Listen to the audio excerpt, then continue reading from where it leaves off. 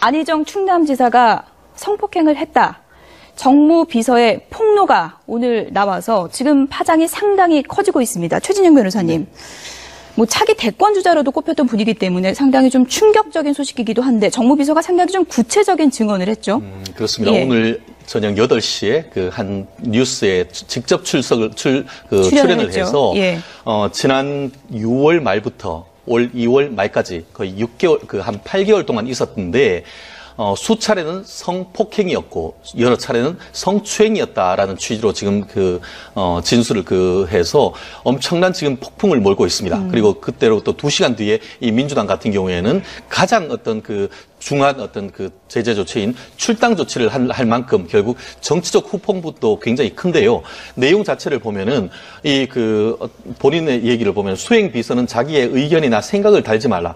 너는 나를 투명하게 비춰주는 거울이다. 너는 그림자와 같은 존재이다라고 하는 말을 얘기를 했고 결국 어떤 행위를 했건 어떤 굉장히 권력자에 대해서 저항할 수 없는 그런 관계 속에서 어떤 성적인 관계를 가졌다라고 얘기를 하고 있고요.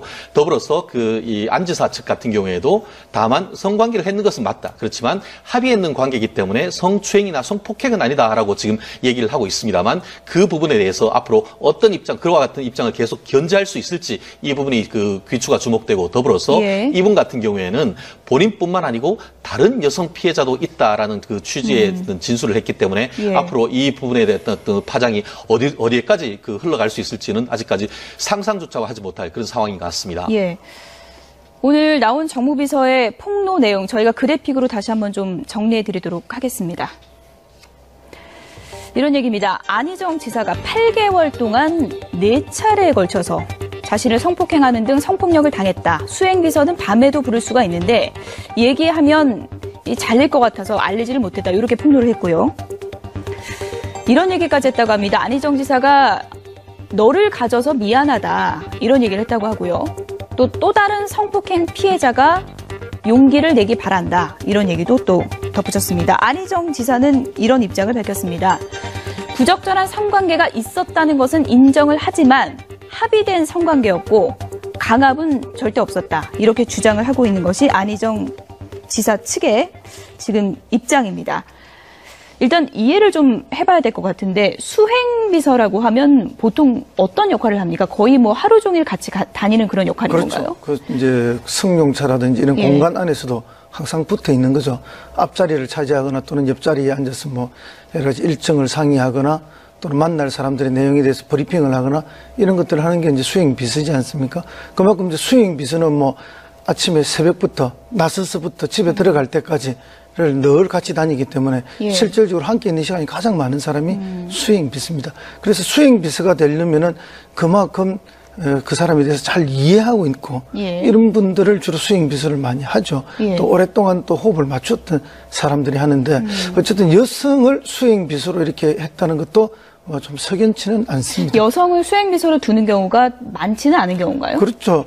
예, 남성의 지사든 단체장이 되는 경우 대부분의 수행비서는 남자죠. 예. 예, 그만큼 이 수행비서의 역할이라는 게 고됩니다. 힘들고. 예. 실제로는 어떤 직을 수행하는 사람보다 이 비서의 역할이 더 힘들고 고되고 긴장되는 거기 때문에 상당한 또 체력도 요구하고 긴장도도 높고 이런데 어쨌든 이렇게 여성을 수행비서로 썼다는 것도 조금 의외이긴 합니다.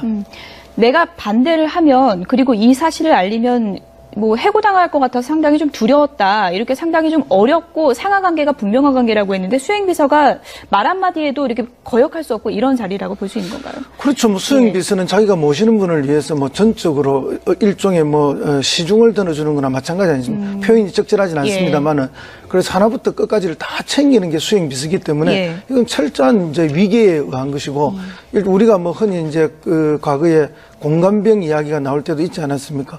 그리고 군에서도 따라다니는 사관들이 있듯이 장군들 그런 정도의 철저하게 모시는 분을 위해서 모든 것을 관리해주는 사람이니까 이거는 굉장한 위계에 의한 게 맞죠. 예.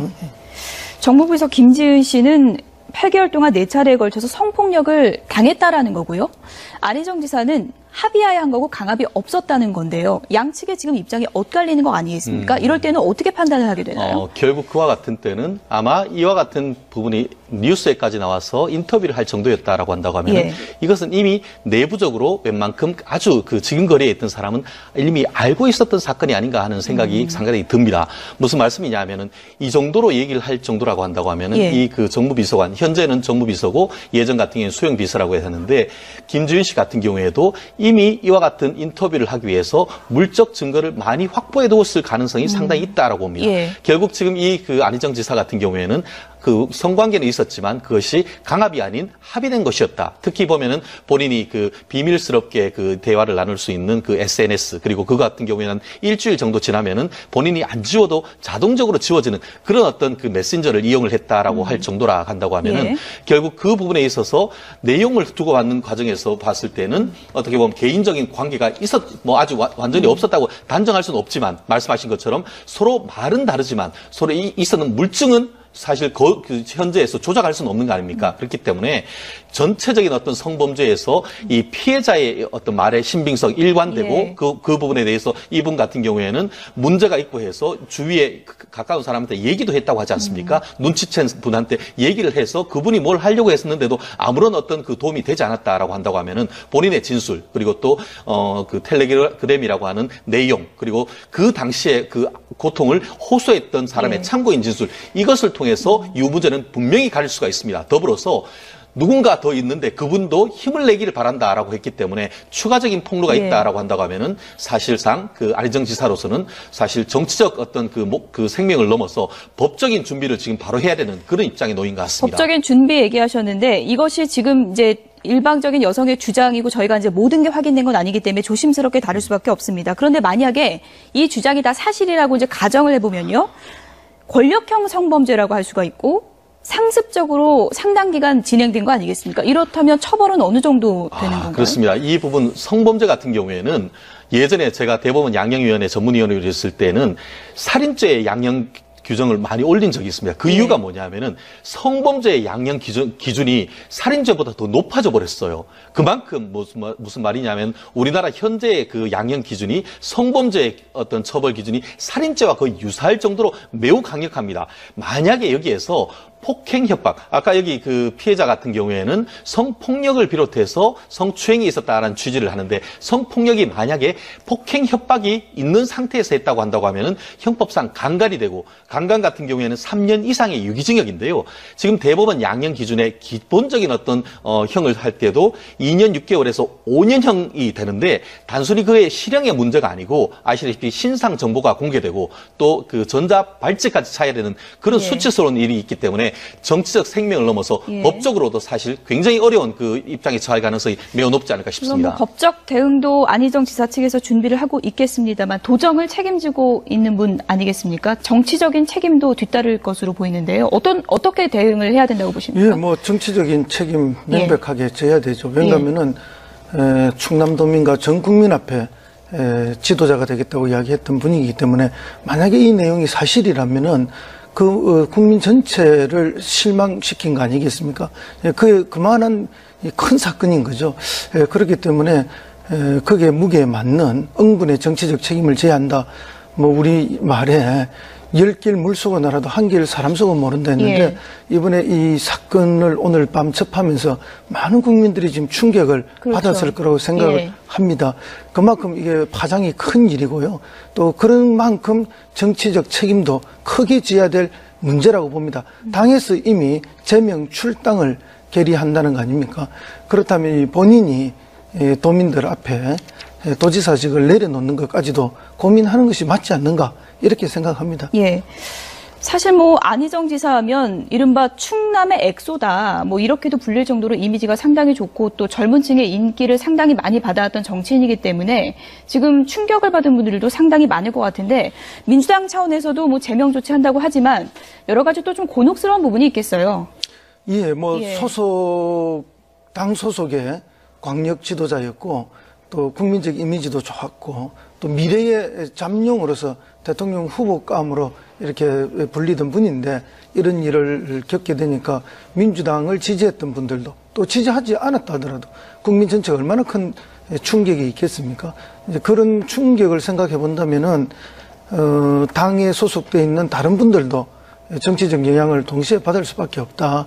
그럼 이것을 최소화하고 또 본인의 행동에 대한 책임을 지는 것은 예. 본인의 신속한 결단이 필요한 것이 아닌가. 예. 물론 사실관계가 완벽하게 드러난 것은 아니죠. 예. 그래서 그런 전제는 있습니다만 만약에 오늘 이 피해 여성의 주장이 사실이라고 한다면 이것은 뭐 안 지사께서 져야 될 짐이 아주 크다 이렇게 봅니다. 예. 근데 사실 약간 뭐랄까, 이상한 기운이 있었습니다. 실질적으로 이번 일간지 같은 경우에도 지난 주에 인터뷰를 하면서 원래 있는 어떤 선거에도 출마를 하지 않는다라고 밝혔습니다. 아시다시피 6.13 지방선거를 비롯해서 그렇죠. 재보선도 있었고, 다가오는 9월에 민주당 당권 경쟁도 있었는데, 그 부분이 아주 중앙선거 무대로, 중앙정치 무대로 나갈 수 있는 아주 중요한 어떤 교두보를 마련할 수 있음에도 불구하고 이 부분에 대해서 불출마 선언을 했다는 점에서 왜 그럴까 갸우뚱한 그런 부분이 있었는데 오늘 이와 같은 폭로가 있음으로 해서 아마 그 배경이 그와 같은 예. 일이 있었을 가능성도 없지 않을까 싶습니다. 그것과 이제 연관성이 있는지는 이제 추후에 좀 확인을 해봐야 되는 부분인 것 같고요. 정무비서 김지은 씨의 폭로 내용을 보면 더 기가 막힌 내용도 있습니다. 함께 보시죠. 안 지사가 지난 2월 25일 미투 사태를 언급했다고 합니다. 아주 불안한 기색을 보였고요. 너에게 상처가 되는 걸 알았다. 미안하다. 이렇게 했다고 하는데요. 그래서 오늘은 안 그러겠구나 했더니 그날도 그렇게 했다는 겁니다. 그래서 안 지사에게서 벗어날 수가 없겠구나. 이런 생각까지 김지은 씨가 했다고 주장을 했고요. 지사님이 그런 일이 있고 나서 비밀 텔레그램으로 미안하다. 내가 부족했다. 잊어라. 다 잊어라. 아름다운 스위스와 러시아 풍경만 기억해라. 출장 간 곳이죠. 그렇게 얘기를 했다고 했고요. 또 내가 잊어야 되는구나. 없는 기억으로 살아가려고 도려내고 그렇게 아픔의 시간을 보냈다. 김지은 씨가 오늘 언론에 나와서 폭로를 한 내용입니다. 미투 사태가 들불처럼 번지고 있는데 이 미투 사태를 얘기한 그 날에도 본인이 피해를 당했고 그래서 이제는 벗어날 수가 없겠구나라는 판단에 용기를 냈다는 건데요. 이건 정말 좀 납득할 수가 없는 대목이거든요. 그렇죠. 예. 굉장히 납득할 수가 없고 만약에 이제 이게 사실이라고 전제를 한다면 아직 뭐 명쾌하게 밝혀진 건 아닙니다만은 그런 전제 가정을 한다면 저는 안 지사의 심리 상태가 굉장히 좀 불안정해져 있었던 것이 아닌가. 지난 대선에서 이제 패한 이후에 지금 물론 다른 사건이 또 있었는지는 모르겠습니다만은 시기적으로 보면 지난 8개월이라는 거 아닙니까? 그러면은 이 대선 이후에 안 지사의 어떤 정서적이나 정신 상태가 상당히 불안정한 상황에 있었던 것이 아닌가. 그래서 이게 지금 외국에 나갔을 때 이런 성폭행이 있었다는 거 아닙니까? 예, 그런 걸 보면은 어쨌든 심리적으로 매우 안 지사도 흔들리고 있었던 것이 아닌가. 자기 절제라든지 자기를 스스로 통제하지 못하는 수준이 가 있었던 것이 아닌가 하는 그런 생각이 오늘 듭니다.